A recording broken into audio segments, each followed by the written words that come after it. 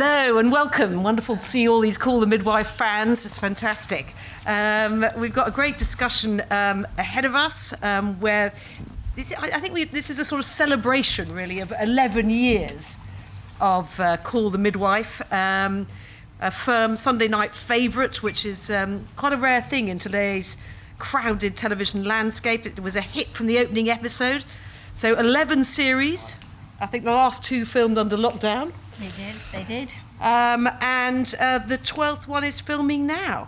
And I think we can all agree it's been an incredible piece of social history, chronicling the massive changes that have taken place in this country in the post-war period, from, you know, the creation of the National Health Service, as Ken mentioned there, the Thalidomide scandal, the legalisation of abortion, the arrival of the West Indian community on the Windrush, and of course it's, you know, above all a social history about women tackling very difficult issues such as domestic abuse, incest, female genital mutilation and so on. But as a fan myself, what I really love about Call the Midwife is that it's authentic and relatable, but also really entertaining and uplifting.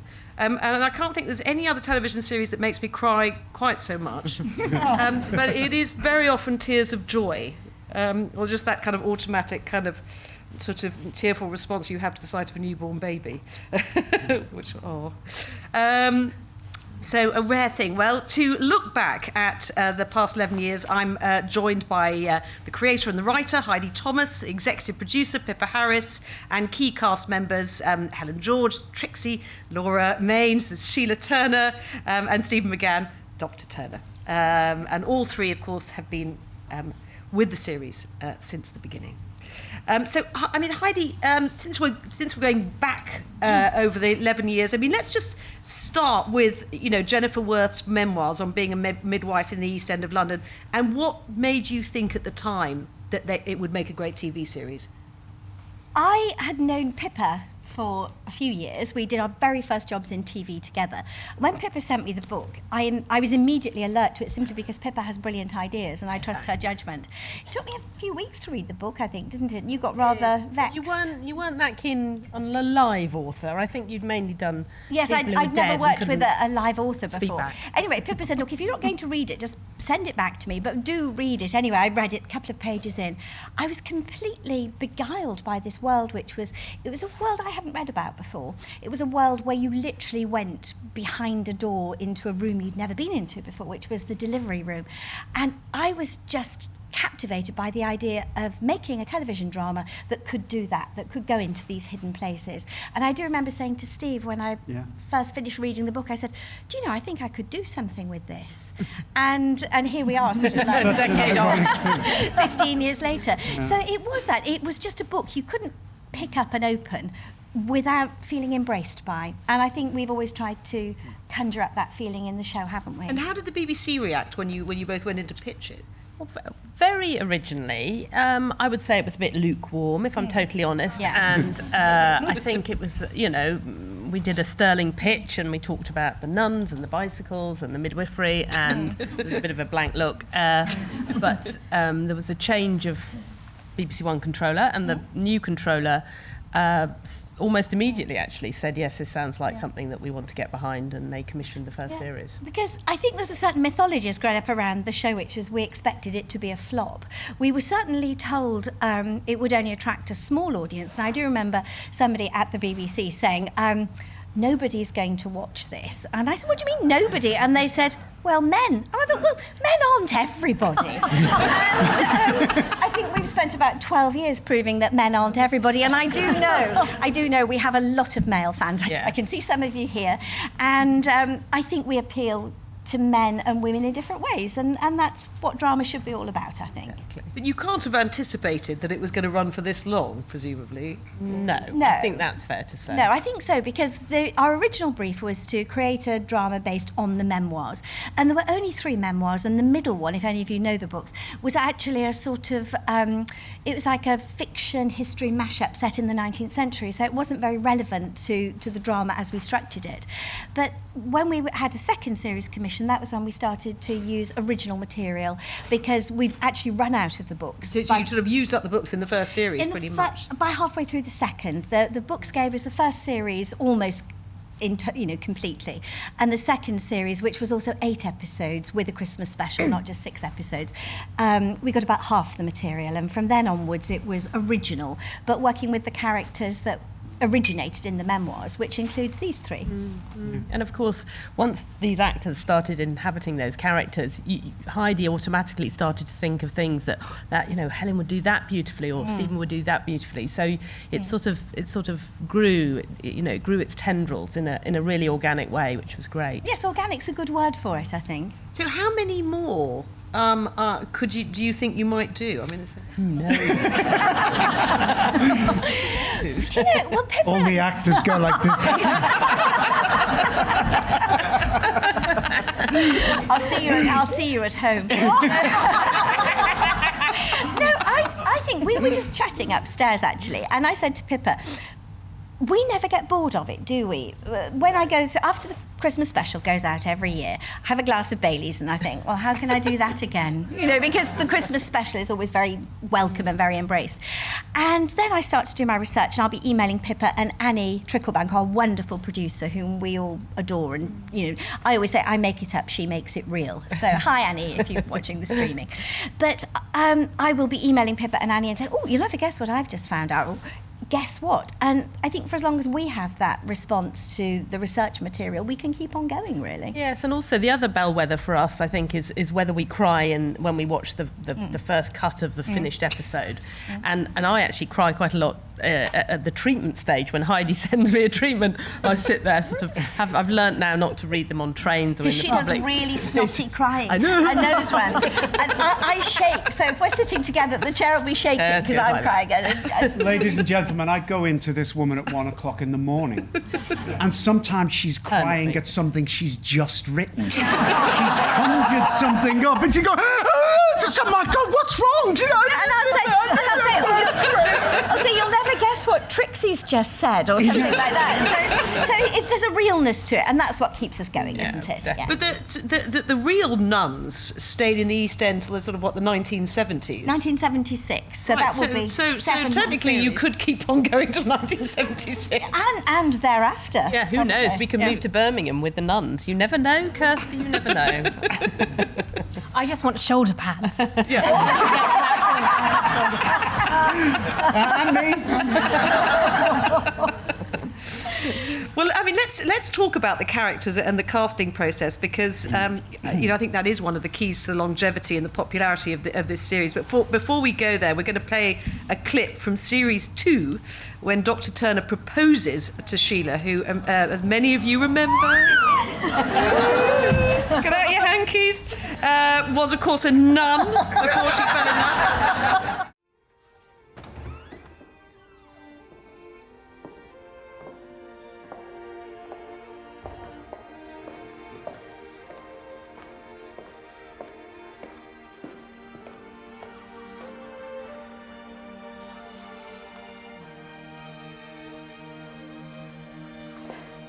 Hello, Patrick. Hello, Sheila. This is for you. From me and somebody else.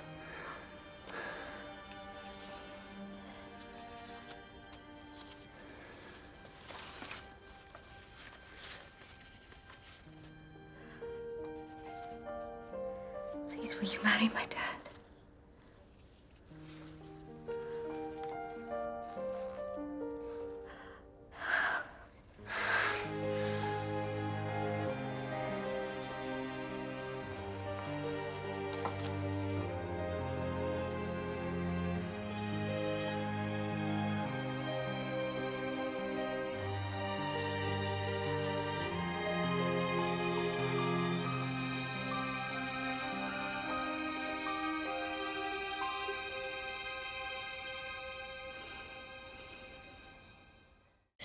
Stephen, is it true? Well, for those who don't, I guess you've gathered, but of course Stephen and Heidi are married. So, is it true that right at the beginning you kind of sort of you only joined the cast as a sort of favour to Heidi and you weren't planning to stay long? But the funny thing is, just picking up on what the ladies were talking about before about commissions and series, you come to a show and in retrospect, after 11, 12 years, everything all looks like so inevitable and a master plan. It's very easy to get into the idea.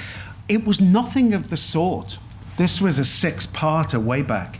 And I'll bring in this scene in a second because we all had material which Heidi had said had already been there in the book. It was a self-contained series originally. You didn't get multiple commissions. Like, we are a bit more luxurious in the way we get commissioned now. But for a significant amount of time, we didn't know if we would have a future, not for many years. And you continue to go on, even with high ratings, you didn't know what was going to happen. So back to the beginning, there was this, frankly, small part for a doctor. And if you see the first series, it was a lovely part, but it was a small part. And I was a university student at this time. I'd taken a sort of sabbatical. I was looking after the boy at home, who was quite young then, wasn't he? Mm. And when I got called in by these two who'd hatched a plan and thought, we can't find the right doctor, we've got him who's sort of away. And by the time they said, would you consider reading? So I went in and did all the audition like everybody else. But the thing is, I said, well, you know, I'm at university because I was doing a master's degree. And Heidi said, no, we've discussed it all. She said, look, there's only a few parts. We'll work around your degree. And the funny thing was, for the first and for part of the second series, I was still a university student. But she said, we'll work around it. And then the immortal line, and come on, let's face it, nobody's going to watch it. So it's going to be this lovely series. And it sounds ludicrous now, but it was a lovely part in a thing, and I was there mixing it with university work, but you never know what's going to happen. So now to bring in Laura in this scene. When we got to number 2, suddenly you had an 8-parter with a Christmas special, as Heidi said.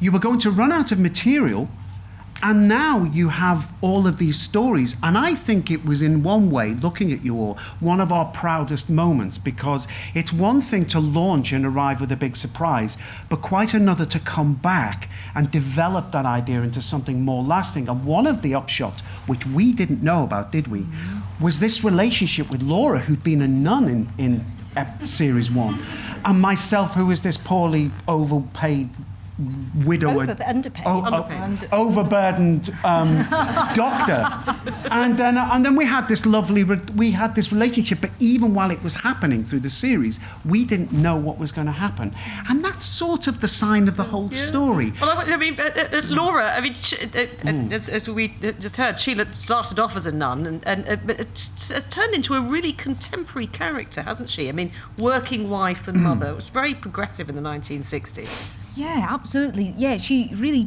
juggles so much. And part of, for me, the full circle moment, sort of the transition from nun to becoming Sheila Turner was it felt like she became who she really, truly wanted to be when she put a nurse's uniform on, because I really felt that, you know, serving others was as important to her as, you know, that unit. But I think it was also about, you know, it wasn't just this guy that she sort of, you know, drew to like. You know, it was also Timothy. She wanted to sort of, you know, she saw this boy who suddenly, you know, his mum had passed away maybe a sort of year or so previously, and so her heart kind of went out to them both, and.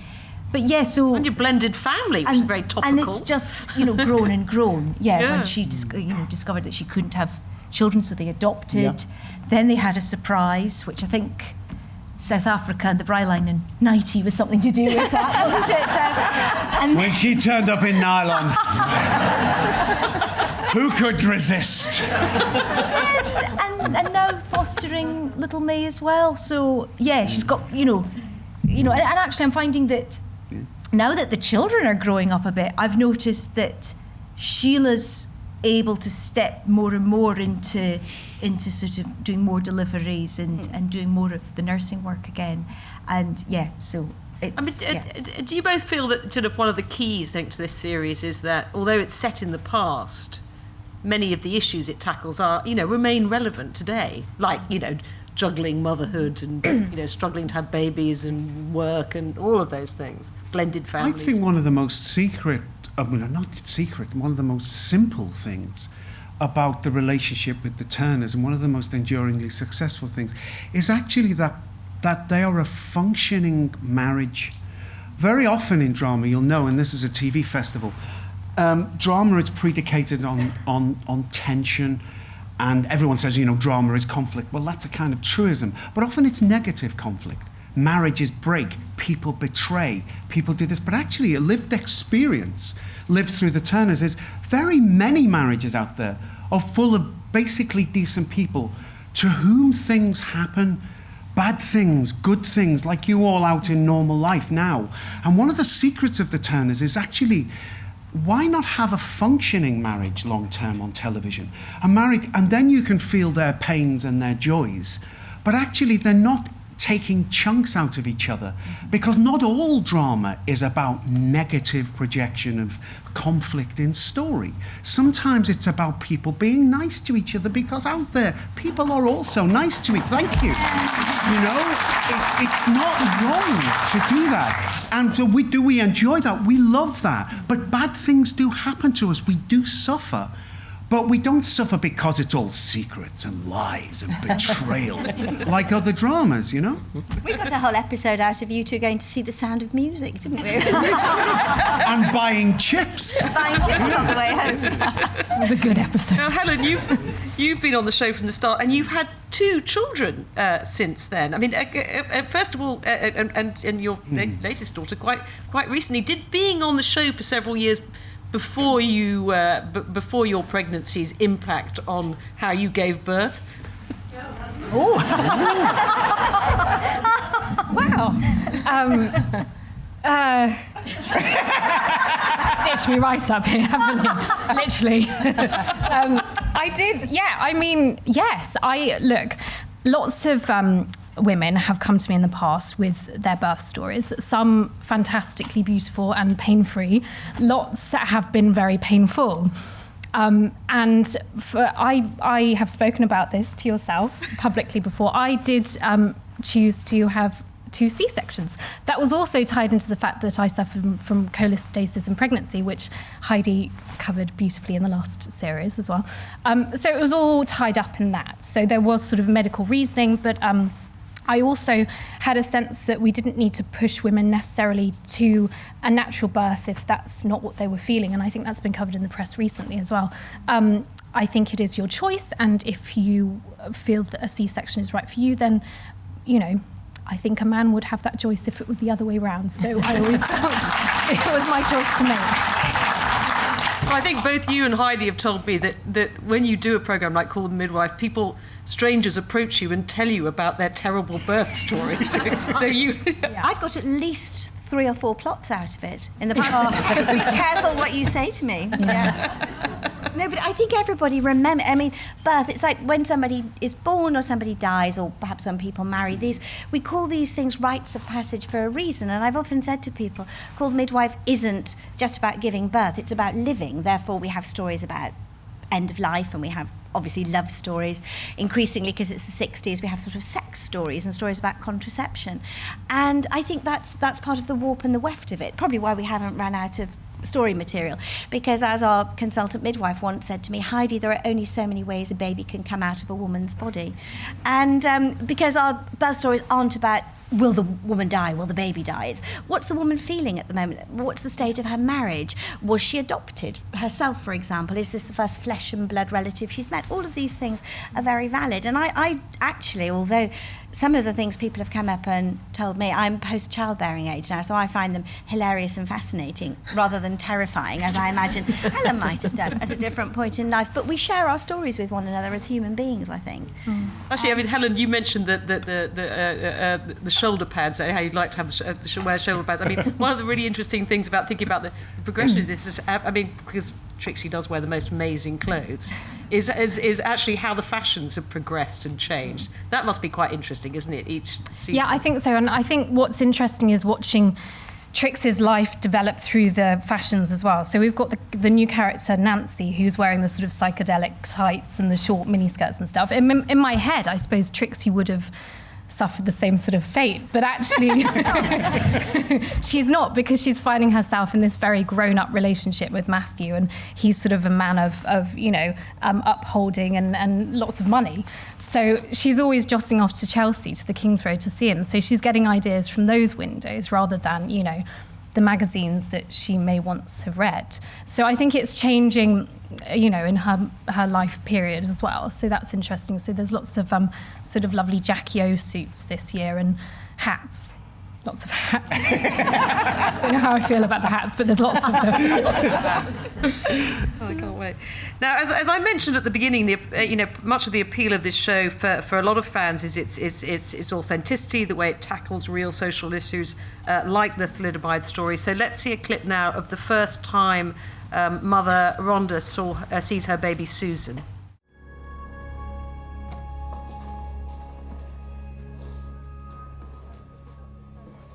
It's all right, Rhoda.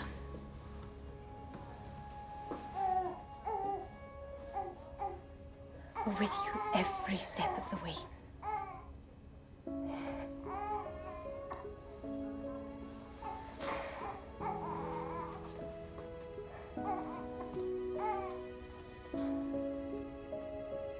Come on in, Rhoda.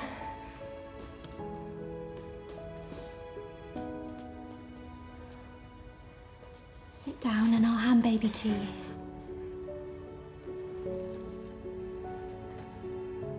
I'll pop and get you a cushion if that chair's too hard.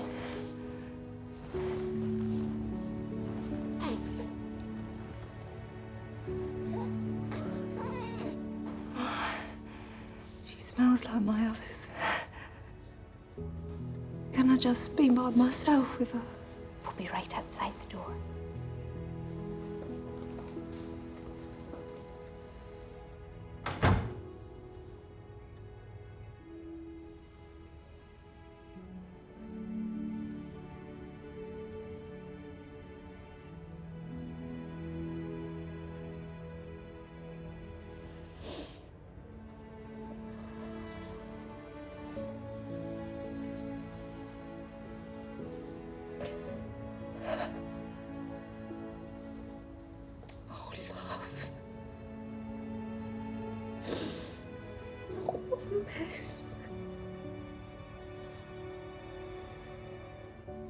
What a mess, eh?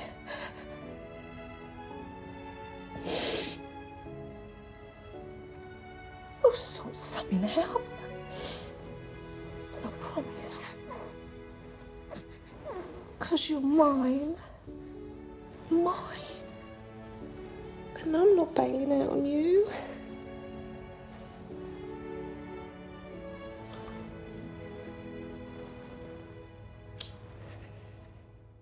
And I should have said that was series 5.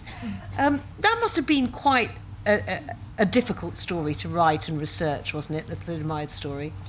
It was intensely moving and emotional. I'd wanted to tell the story of Thalidomide really from when it became obvious that we would be doing more than 1 or 2 series, but I knew I'd have to wait until series 5 because it was in 1961 when series 5 is set that the connection between Thalidomide and birth anomaly was discovered. So I knew I had to bide my time, but we threaded it through series 5, having made an initial mention of the drug in series 4 just to set things up. So we meet the Mullock's family with Rhoda and her baby Susan in episode 1, and we have another Thalidomide episode in another story in episode 4, and then revisit at the end of the series. So I wanted everyone to feel invested in the scandal and to feel as though it was about people that they knew, because once I started the process of actually researching, there's a lot of documentary film footage of children who were affected by thalidomide. There's also a wonderful archive at the Wellcome Trust Museum, which is oral testimony given by the parents, and that's where the line,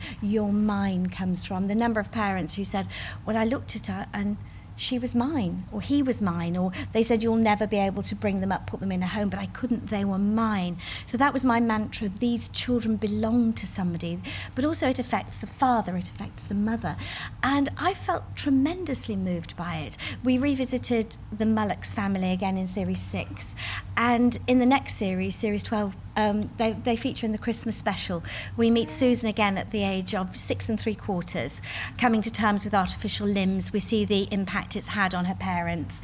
And in fact, Steve and I last weekend were at a Thalidomide conference, which was celebrating, and they do celebrate 60 years of their existence as a community, and hooked up with our Thalidomide friends again. And it made me realise just what a part of our lives as a show the Mullocks family have become. They're right at the heart of everything, because I think their story enables us to do the storytelling things we're good at, but also it speaks to our values as a show. It's about humanity and endurance and what love can do. Because I think called Midwives... The thing that Heidi's done so wonderfully and does in the coming series is she looks not just at the actual children and the thalidomiders themselves, but at the impact not only on their parents, but on the doctors who delivered them, on the midwives who cared for them, and also on the siblings, because I think I find that very moving when you look at the Mullocks family, that Susan has become the centre of that family, but it has an impact on all of them, and how they deal with that is the thing you cover so beautifully. And how do you go? I mean, obviously the thalidomide is kind of was sort of, I guess, sort of an obvious storyline. But once you'd run out of Jennifer Worth's storylines, where do you look before each series for new themes, if you like? I've just mentioned the Wellcome Trust Museum, and they have a wonderful online archive. I would physically go there if they hadn't been so gracious as to put it online for everybody to see. But from very early in the 20th century until well into the 1970s, the London boroughs, the individual boroughs, all submitted a medical report once a year, and there was one for Poplar every year, and it's now become Tower Hamlets, and it will give you all the statistics on life and death, all the statistics on vaccination. It tells you about epidemics, it tells you about developments in childcare. So many stories for me have come out of this very dry looking archive where I just sit going through these. I'm not a numbers person, but if you read the statistics, see, it's absolutely engrossing, because you see measles epidemics coming up and down, or there'll be an account of a dysentery outbreak in a nursery school. Well, if that's not drama, I don't know what is. And so that's always my first port of call, and I look at those archives alongside the British Newspaper Archive, which will give me sort of sometimes lighter stories. I mean, the places babies would be born in is unbelievable. Backseat of a bus, in a taxi, always in an ambulance, which makes you wonder why people aren't better organised. And so those two things, and also the archives will give you things like rise in domestic violence reportage. We know it's always gone on, but in the 60s it started to be reported. So archives, literally raw material, because then what you do, I'm a storyteller, not a documentary maker, so I sort of clothe those facts in people is the best way I can describe it. Now, Pippa, I think what's also remarkable about Call the Midwife, which we don't necessarily see on screen, is that behind the scenes, you've always been very inclusive. I mean, a lot of female directors have cut their teeth on, and you had that policy. I remember talking to you very early on, and you said we want to give female directors a chance. Yeah. And a lot of female directors have come through Call the Midwife and gone on to other things. Have. Yeah, I mean, some might say greater sing, some not greater. But, I mean, you were sort of trailblazers in terms of sort of inclusivity and diversity. Why was it so important from the start? Well, to be honest, I looked at some facts and figures very early on, this is over 10 years ago, and at that stage I think it was under 8% of television drama was being directed by women, even though when you look at film school graduates it's about 50-50 coming out of the directing courses. And I just thought that, where have they all gone? And there were a lot of women directing kids TV and quite a few women directing entertainment programmes, but for some reason drama was seen as being the place where men directed. And anyway, I think all of us, Heidi, myself, and the originating producer, Hugh Warren, all felt that we should be using female directors because the show was so focused on women's lives and experiences. And then it just worked really well. So we don't have a firm policy, and in fact we have several male directors who've come back time and again, and but we do like to use female directors, and we've over the course of the series launched the careers of lots and lots of women who've gone on to be hugely successful. But I think the other thing that Heidi has done effortlessly, which now has become a bit of a mantra in television, is the diversity and inclusion of the casting, and particularly in terms of disability, because there was a time when, you know, disabled actors found it really hard, particularly in mainstream drama, to get roles. But Heidi has written time and again for people with Down syndrome or chondroplasia or, you know, any number of disabilities, and put them centre stage, which I think is one of the things I'm proudest of.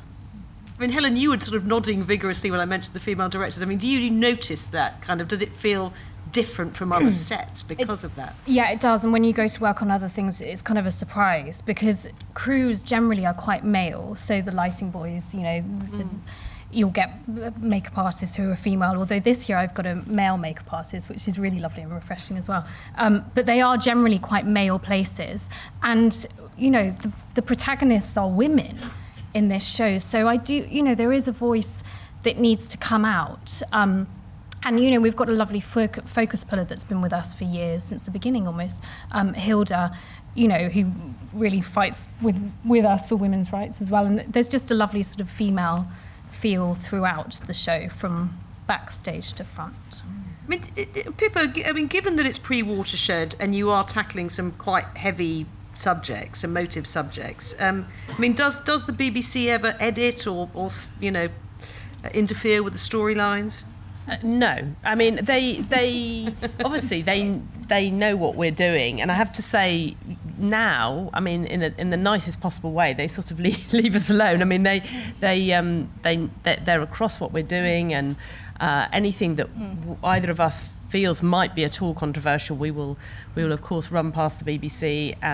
But I think we have grown to have a very good sense of what is and isn't appropriate. So we will look at a particular sequence and the amount of blood that gets shown, or how close up of a wound is, or something like that, and I think we'll work out whether that we feel it's appropriate. And I think we've always been pretty good at guessing our audience. I don't think we've ever put something out where we've had complaints in terms of the you know, the level of violence or the level of gore that we've shown. That just hasn't happened. I think we have the measure of it, don't you think? I think we do. I was just going to say, it's funny because sometimes you'll get new, fresh directors who are quite young and, you know, excited about doing it, and there'll be a birth scene and they'll put blood everywhere, and you just think, this is not going to make the edit because it's just a bloodbath, and you think, well, it's not always like that as well. So And also on the safety, as an executive producer, I get to sort of see the health and safety reports, and one of my favourite things is when there's a birth, it will say safety risk, someone might slip in the blood and fall over. Although there was one the other week that said the artificial snow might catch fire. That was a bit oh, that's terrifying. Snow's on fire! But no, there's an old-fashioned term for it, which is called taste and decency, and I think we sort of got our finger on the pulse of taste and decency. Yeah. Just to add one tiny thing to that, just in case people don't know, again, a TV thing, but we operate before the 9 p.m. watershed. And what these women have done brilliantly is worked in quite serious constraints. If you are at, shall we say, the business end of a woman's body in this process, you're operating for a family audience before 9 p.m. Actually, without constraints, at 11:30 p.m. on BBC Two, there's some things which are rather more easy, but when you're constrained, when you have to show things in a different way, like Heidi does, when you can't show too much blood, when you can't show things, but you can show it in other clever ways, it makes for wonderful creativity. Actually, this brings me, you queued up my next clip very well, because this is from Series 8, and this is when Trixie and Val discover an illegal abortion clinic in the East End. Auntie Flo, what's happened? I didn't send for two of you. I sent for her. It sounded urgent. We thought you might need reinforcements. You'd better get upstairs. There you are, darling. I told you help was on its way. What sort of help does she need, Gran? Help stopping the bleeding. Help cleaning her up. Help if the baby comes away.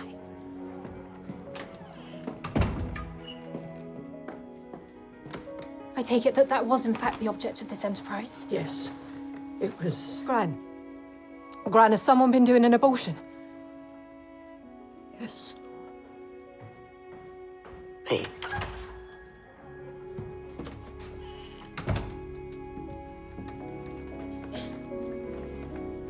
You know it goes on all over, just like everybody else does.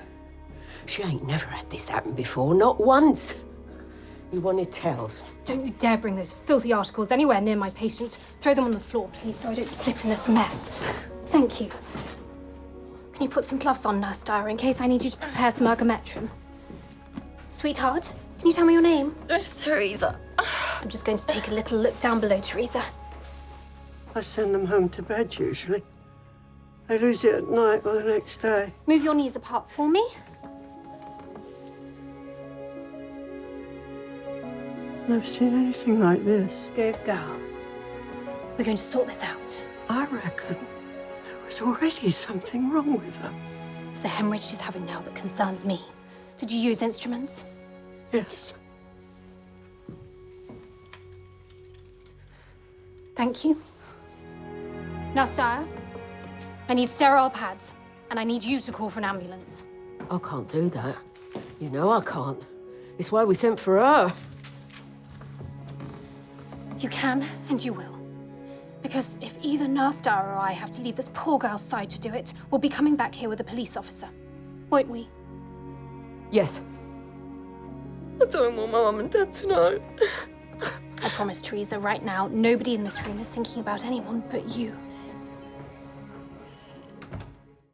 Sort of looking horribly topical now, given what's happening in the United States at the moment, isn't it? Well, a well-told period drama will shine a light on the way we live today. There are always connections between experiences people have at different points in history. And I think what's really surprised us over the years is how often that happens. You know, it does feel very topical. And I find it shocking that it should feel topical myself. Yeah. Mm. You were quite scary in that scene, Helen. Thanks. I'll take that as a compliment. What's brilliant is you see it through Valerie's eyes. It's really Valerie's story. And she's stuck. You know, she's completely stuck between what her gran's been doing in secret and her professionalism. And I think what's so great about this story, which is often the argument, I think, particularly in America, is that Heidi shows through the nuns as well, the sort of religious side of it as well. So you have the sort of science, moral argument and the religious side, which is obviously still going on. Yes, it was a quite interesting line when you get onto the pill, wasn't it? About sort of the nuns struggling with... Sister Julianne doesn't approve of recreational intercourse. And I thought Jenny Agutter delivered that line brilliantly. No, it is interesting because we always strive for factual accuracy. And one thing that we were very aware of is when the campaign, which was originally a private member's bill going through Parliament, the campaign to legalise abortion was not opposed by the Church of England. Sometimes people presume our sisters are Catholic, which they're not. But even at that point in time, the pro-life movement hadn't gained very much traction or currency because abortion had always been a secret activity. It was only when it became legal that people started to fight for the right to promote the opposite. In future episodes, if abortion comes up again, we will have to make sure somebody gives voice to that view. But it wasn't really happening, even at, in the early 60s, the mid-60s. And so our nuns see the consequence of abortion from a medical standpoint far more than they do from a moral standpoint. But we do a lot of factual research. We're always very, very careful to keep our finger on the pulse of what was actually happening. Something like this, we don't go back with modern eyes. You can't have recency bias. But the Bishop of Southwark, for example, spoke in the House of Lords very much in favour of legalising abortion. And he sort of summed up the attitudes, I think, of the Church of England at that time. So making sure that you reflect the facts of history as well as our take on history is very important in a drama like this. Now, we're going to talk about the real stars of this series, who are the babies. But first, to introduce that topic, here is a clip of Trixie in Series 9, giving a very rousing speech to a local council meeting in Poplar.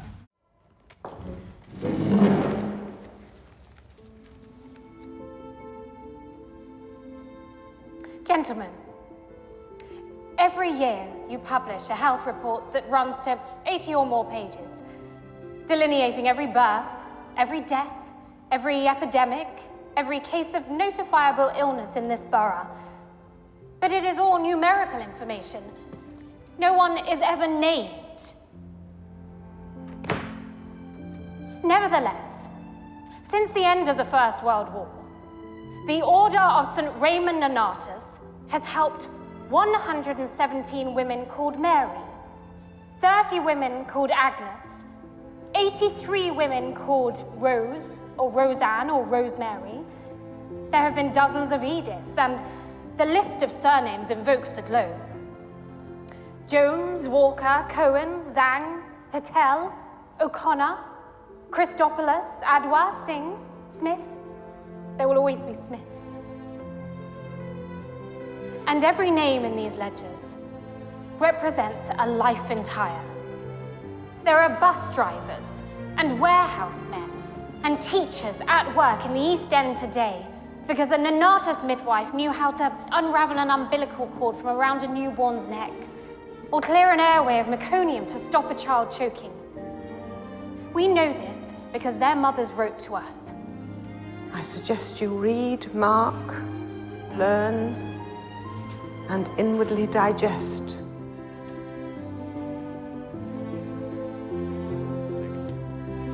We know because their names are in our records.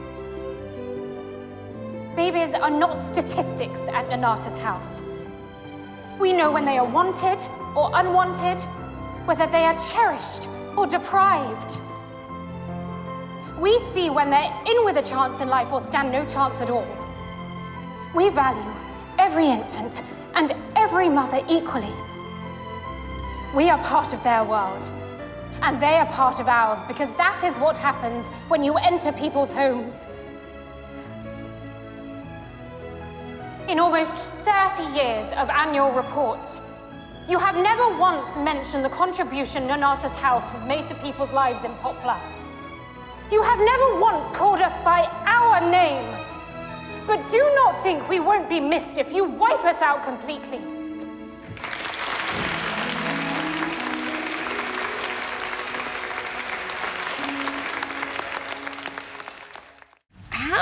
So let's talk about the babies. I mean, what's the system for getting the babies on set, Pippa?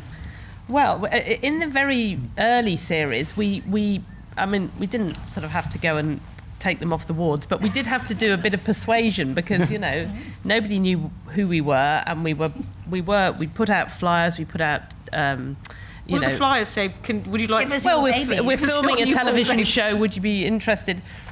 No response, and then we had an agency who would go looking, we had assistant directors, but then once the show took off, to be honest, we got slightly inundated with people offering their babies. And so... Ideally, how old are they? I mean, well, as small as possible. So we quite often go for twins, because twins tend to be small for dates. So and also you can film with both of them. So you don't, because you're very limited as to the number of minutes you can have the baby something on like screen. sort of only 20 minutes or something like that you can film with a baby. Exactly. Yeah. So, which is quite right too. But if you've got twins, then you can swap them out, and generally speaking, people don't notice. These are the ones who get to hold all the babies. All the time. Yeah. So Laura, have you become, how does it, have you become very experienced at kind of holding babies and sort of, we know what happens if you've got a scene and the baby's supposed to, I don't know, be quiet or sleeping and it starts screaming. Have you developed techniques of how to deal with your co-stars? Well, I don't want to give anything away about the Christmas. But basically, I saw my hands on the monitor the other day, and I actually said, I can't believe that's me. Wow. It was just my hands holding, and it was because it was a real baby again, because now we're able to hold the babies, and it's... Because the last two seasons, under the pandemic, you weren't allowed to touch the babies. Yeah, so somebody would have been dressed as me, and you wouldn't have seen my hands, and, for those close-up moments, but it was actually my hands, and it was an unusual position, and... Yeah, it was like, it took me by surprise. Because just that confidence. And calm. That confidence because it's 10 years, over 10 years so nervous to begin with. So weird. Yeah, and I think people were nervous watching us. Yeah, as well. And newborn babies can tell whether you're nervous or They not. can. And also, am I right, guys? Because to make the babies look wet, because obviously babies are wet when they're born, you can't keep drenching a baby with water. They're oiled, aren't they? Yes, they are. So that the babies are actually slippery. Quite slippery. Here's a slippery baby for you. That's terrifying. So you're acting, you've got the camera, at the same time you're thinking, I might drop somebody else's baby. That's nerve-wracking. And the mother's always there, so you think, Yeah, the mother's always But very close you by. love babies. But they know I'm soppy because I love babies. I'm one of those blokes who I couldn't pick a baby up in the early years of my life, and then I had a child. And then they look at me sometimes, the nurse, midwifery, I'll just give him the baby for you. The mum's not, just give it, and I'll just go, I have to say, just as the creator of the series, obviously, we're married. We've been married for 32 years. He never, ever, ever, in all this time, he's never, ever commented on his storyline or said, I don't like this story, or could I have a bit more? The only thing he's ever said to me is, I haven't held a baby for ages. I had a baby last week. It was great. And he sent me photographs of him holding the baby on his One of phone. my favourite ones was just before the pandemic started, where babies, as you suggested, they do very unpredictable things. A baby will come out of a mummy's tummy in many ways, but very rarely asleep. And sometimes the babies are so comfortable, they're fast asleep. And they're babies, so you can't wake them. And everyone's sort of around them like men around a motor engine. You're sort of looking at the baby, and they won't wake up. But my favourite one was we were very close. It was Ella and myself, very, very close. And just as they sort of wind down to take, countdown, 3, 2, the baby goes...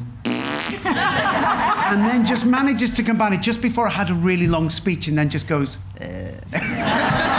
So thank you. So yeah, I love them. Now, you've got a midwife advisor on set all the time. How important is that? She's very important. I mean, in fact, Terry Coates was someone that Jennifer Worth had known, and when we first optioned the book, she said to me, if it ever gets made, you should get Terry to come and advise on the midwifery aspect. So she's been with us since the beginning, and on a practical level, quite often it's Terry underneath the bed holding the baby and pushing it up between somebody's legs, and she's very dexterous like that.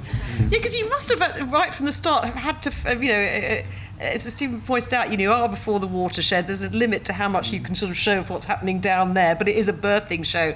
Find all sorts of techniques to get... What's that thing you do, guys, about holding the umbilical cord on when you do... Because you have to cover the belly button, the real belly button, don't you? Yeah. Why? So you have to hold... Because we do a shot of the cord being clamped. So you have to hold on the umbilical cord because it's normally at that point on the prosthetic. So it's pinned into the prosthetic and could come loose at any time. And also you sort of have to cover the genitals. So it's a tricky sort of technique. And then when you have the real baby, yes, it's one thing with the prosthetic and being pinned in, but obviously you can't do that with the real baby. So you're actually sort of holding it, and you just know they're going to cut the bits that matter, and so you kind of sometimes shuggle, right, here we go, okay. I saw playback and it was like my hands were going, and then suddenly, and it's all back in place and calm. I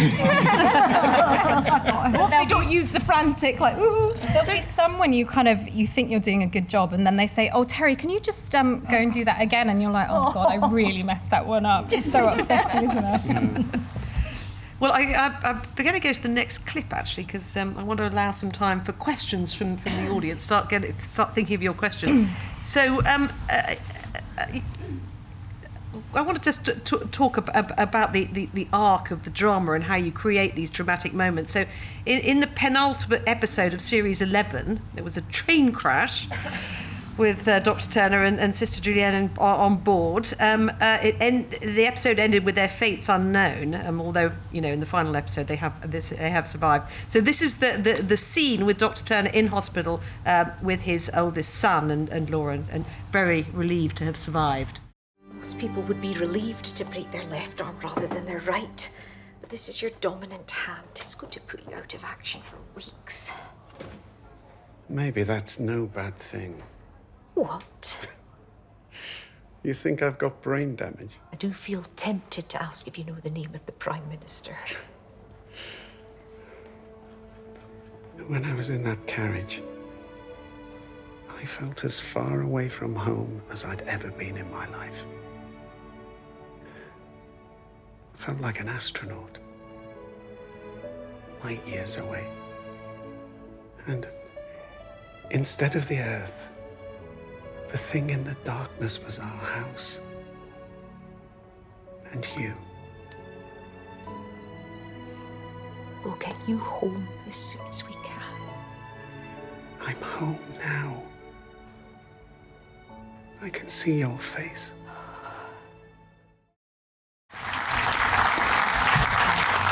Heidi, what were you thinking trying to kill off two of the main characters? was this a post-pandemic sort of burst of activity? Do you know, when the train crash happened, lots of people were saying, why is there a train crash? And I'm like, why don't you want drama in your drama? You know, this is what happens.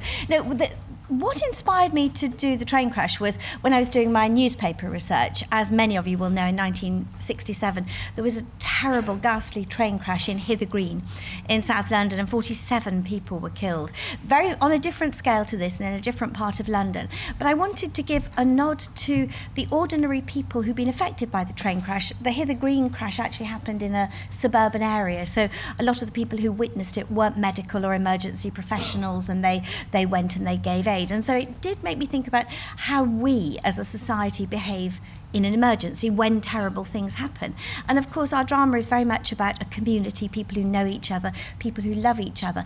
And just as a dramatist, I wanted to shake things up a bit, and I realised that of all the people in Nonata's house, there were 3 people that you would want to have there in a disaster, and this is no offence to Trixie and Sheila, but you want Nurse Crane, Sister Julianne and Dr. Turner. Nurse Crane, as we know, was on her way home from Spain.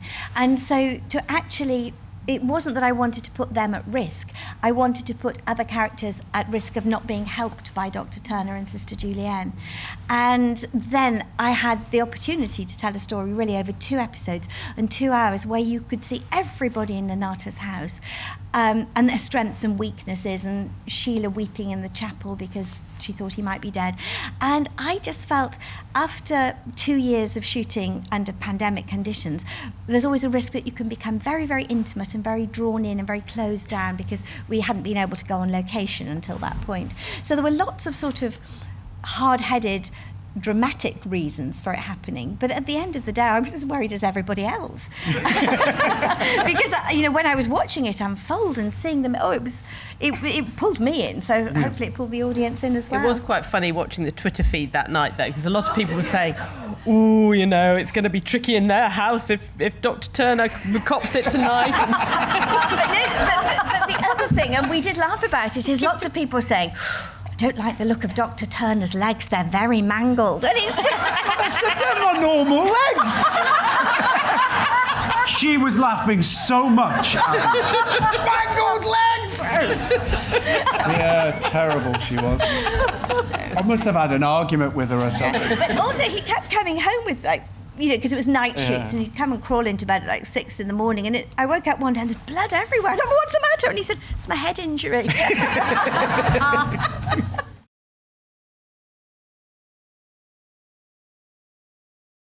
Yes, PKU, phenylketonuria. First of all, where's the young gentleman who asked the question? I'm just delighted to see you obviously in fine fettle, and things are very different for babies born with that condition now. No, I can honestly say in Trixie's magnificent speech where she talks about, I don't know if you noticed, she mentions these archives, this medical report. And when I was reading the archives for this particular year, PKU was mentioned as a test that was starting to be used and instigated. Now, everybody who's had a baby will know that babies are given a heel prick test when they're born. It's a very, really quite a basic, rudimentary blood test. And over the years, many other conditions have been added to this. A lot of them are metabolic conditions, which are extremely rare. And as this young gentleman will attest, PKU is extremely rare. But if it's not detected, the effect, because the body cannot metabolize proteins properly, the effect can be devastating. And I just thought, gosh, my son had a heel prick test. I probably wouldn't have done. I was born in 1962. But I really wanted to open out onto this condition, which can be so life-altering and yet so easily diverted by this very simple test. So it's a simple case of me uncovering a little bit of history, which is now part of our lives, and thinking there's a huge story to be told here about these families or these children. When the test was new and was very erratically rolled out, a lot of children were still falling through that net. So it's just your story, in effect, or the story that could have been yours is enshrined in history. And I was really keen to sort of pick that up and run with it.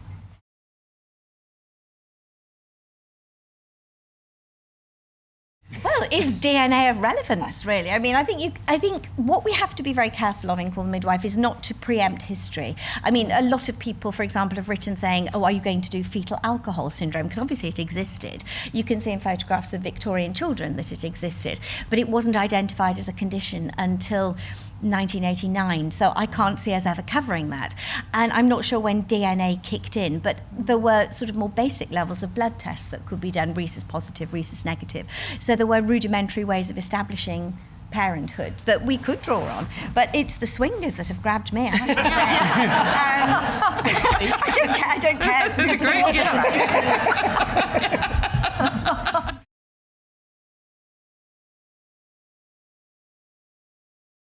Yeah, it happens naturally, and what was wonderful is just now we're back with the babies. And I actually said, because this is, oh, well, we just need the moment where you hold the baby, and I said, well, could we maybe just keep running, because something else might happen? You know, it's like you can do so much sometimes with I mean, I know you should just be acting, shouldn't you? But you can do so much with a prosthetic baby, and it's a lot more imagination, isn't it? And then actually you're just presented with. So actually, if you have a real baby, you don't have to do quite so much acting as when you've got a prosthetic baby. Yeah, it just happens. It's nice. There is a remarkable thing. Terry, we mentioned before, Terry Coates, our midwifery advisor, who's been with the sort of Call the Midwife story from the very beginning. Early on, I used to notice that Terry, when scenes were particularly emotional, Terry would be crying on set. And I went up to Terry one day and I said, look, you've delivered hundreds of real babies. You know this is pretend. Why are you crying? She says, when you do it properly, when you do it and it's real, when everything is at stake, the same thing happens. I've cried with every real baby, like this midwife said. And she says, I cry for you because you've done it beautifully. You know, and it means something. And that's something about drama from the mouth of a midwife, you know.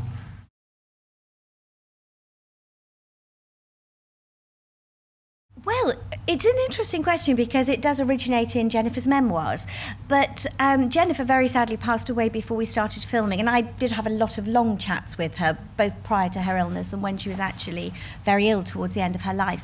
And part of those conversations was trying to establish in our own minds as a show, partly for legal reasons, which stories were absolutely true, which were a figment of her beautiful imagination, or perhaps inspired by something she'd overheard or a case another midwife had experienced. And I remember asking her about that one, and she said, oh, it happened more than once. So essentially, yes, it's a true story. One can imagine a different reaction from a father being presented with a child, obviously fathered by someone else. But Jennifer did say that that was something that happened relatively frequently, and I thought that was quite interesting.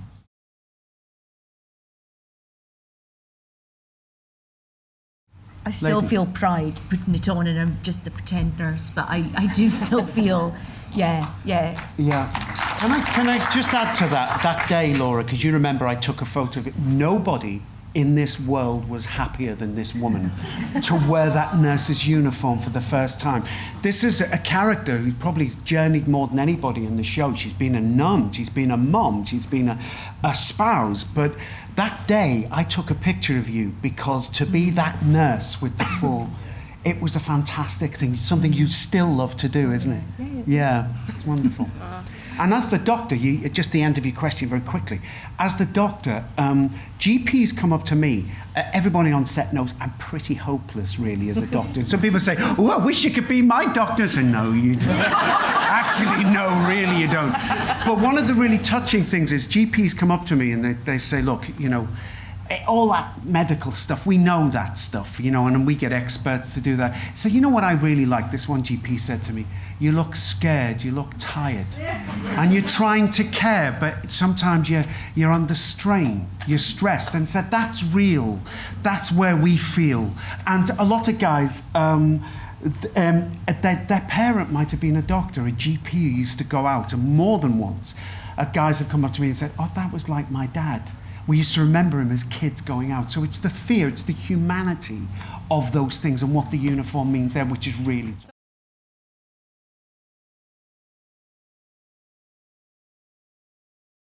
Well, this gives me the opportunity to actually end rather nicely, I think, with a quote from Jennifer Worth. Jennifer herself was a very religious woman, but she was also deeply conscious of her past as a midwife. Obviously, that's where the memoirs came from. And I remember talking to her about abortion, and because it was there in the books, and she said, "Women will always want abortion, and therefore it is vital that it is done safely." And that, that sums up my own feeling. This is going to happen again and again and again. And my own postbag via Call the Midwife, since the recent discussions in America, has absolutely underlined my own belief that this must be made possible for women to have it done safely. Otherwise, it will go back underground. And what we've seen on the screen tonight will be happening in Britain, potentially, more likely in America in the present day. And that is not progress, to my mind.